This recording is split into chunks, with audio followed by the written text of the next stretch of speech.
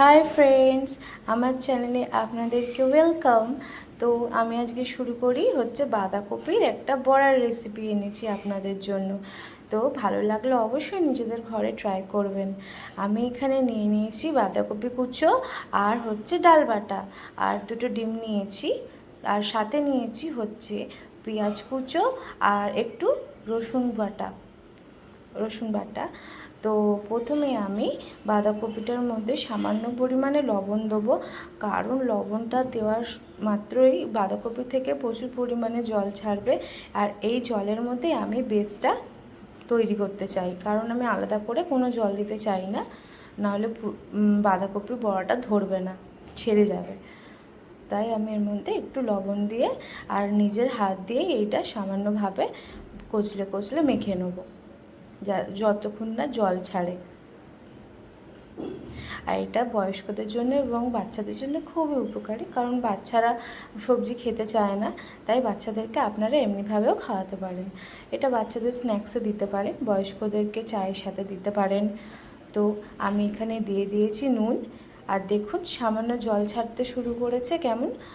আর দেখুন হাতের মধ্যে নিয়ে দেখে নেবেন জল ছাড়ছে কি না। তো ছাড়া হয়ে গেলে তারপর পেঁয়াজটা দেবেন, আর পেঁয়াজের সাথে দিয়ে দেবেন রসুন বাটাটাও দিয়ে দেবেন এর সাথে। আচ্ছা, তারপরে আমরা এটাকে আবার একটুখানি হাত দিয়ে মিশিয়ে নেব। আর একটু কালো জিরা আমি দিয়ে দিলাম, কারণ বড়ার মধ্যে তো একটু কালো জিরা না দিলে স্মেলটা সেমনি আসে না বা ফ্লেভারটা আসে না। তো আমি একটু কালো জিরে দিয়ে ভালো করে নিজের হাত দিয়ে এটাকে ম্যাশ করে নিচ্ছি।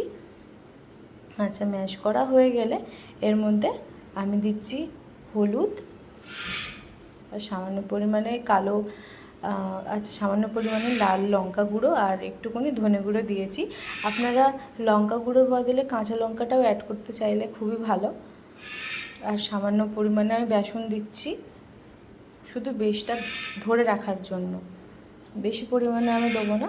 আর এখানে দিয়ে দিয়েছি দুটো ডিম, দিয়ে ভালো করে আমি হাত দিয়ে মিশিয়ে নিলাম। কড়াই আমি এবার তেল দিয়ে দেবো। তেলটা দেখুন গরম হয়ে এসছে, ধোঁয়া উঠছে। এবার আমি আস্তে করে বড়াগুলো ছাড়বো, ঠিক হাতে চেপে চেপে বড়ার মতো করে আমি ছাড়লাম। আর আগুনটা একটুখানি আস্তেই রাখবেন, মিডিয়াম এজে, কারণ নাহলে খুব তাড়াতাড়ি পুড়ে যাবে কড়াটা বেশি গরম হয়ে গেলে।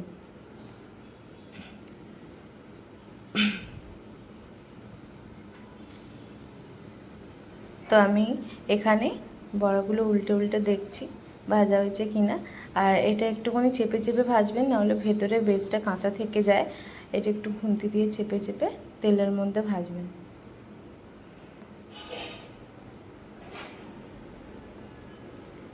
আচ্ছা, আমাদের বাঁধাকপি বড়া অনেকটাই হয়ে এসেছে। তো আমাদের এই রেসিপিটা ভালো লাগলে অবশ্যই সবাইকে শেয়ার করবেন এবং ঘরেও বানিয়ে খাবেন। আর প্লিজ আমাদের চ্যানেলটা সাবস্ক্রাইব করবেন। এমনি নতুন নতুন রেসিপি বা মজার মজার জিনিস আপনাদের সাথে শেয়ার করতে চাই। এই আমি তুলে নিচ্ছি এবারে বড়াগুলো, দেখুন রেডি হয়ে গেছে। এই হলো আমাদের তৈরি বড়া। তো আপনারাও নিজেরা ঘরে ট্রাই